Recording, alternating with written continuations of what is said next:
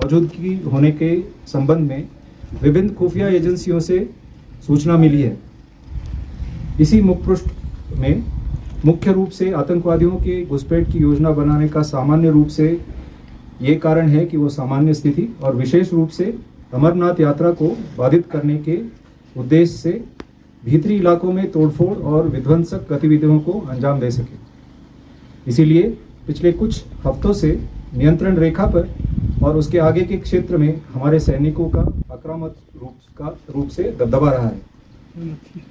12 जुलाई को हमारे खुफिया एजेंसी द्वारा विशेष सूचना दी गई थी, जिसे बाद में जम्मू कश्मीर पुलिस द्वारा भी पुष्टि किया गया कि विदेशी आतंकवादियों की एक टोली केरन सेक्टर के माध्यम से घने जंगल और नालों के किनारे घनी झाड़ियों का लाभ उठाकर घुसपैठ करने की कोशिश कर सकते हैं।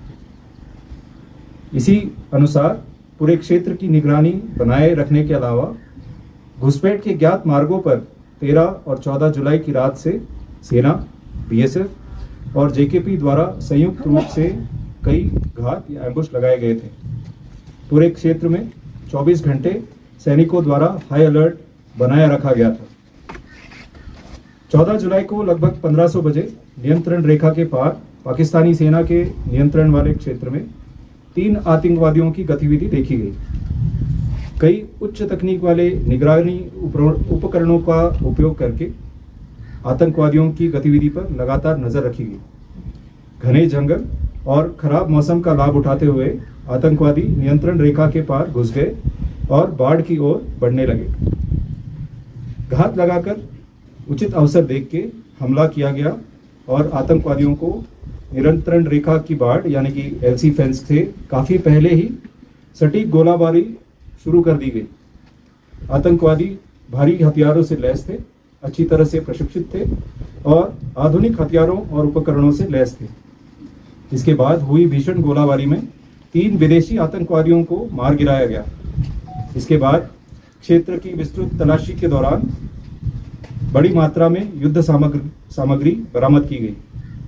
आतंकवादियों की घुसपैठ करने और शांतिपूर्ण स्थिति को बिगाड़ने के दुश्मन के नापाक मंसूबों को इस तरह से नाकाम कर दिया गया। भारतीय सेना और अन्य सभी सुरक्षा एजेंसी साथ मिलकर हमारे विरोधी की नापाक साजिश को हराने के लिए प्रतिबद्ध है और ऑपरेशन धनुष 2 की तरह ही जम्मू कश्मीर में सुरक्षा, संरक्षा और चिरस्थायी शांति सुनिश्चित करने के लिए किसी भी प्रयास को नाकाम करने के लिए हम हमेशा तैयार हैं और सतर्क हैं। जय हिंद। Thank you.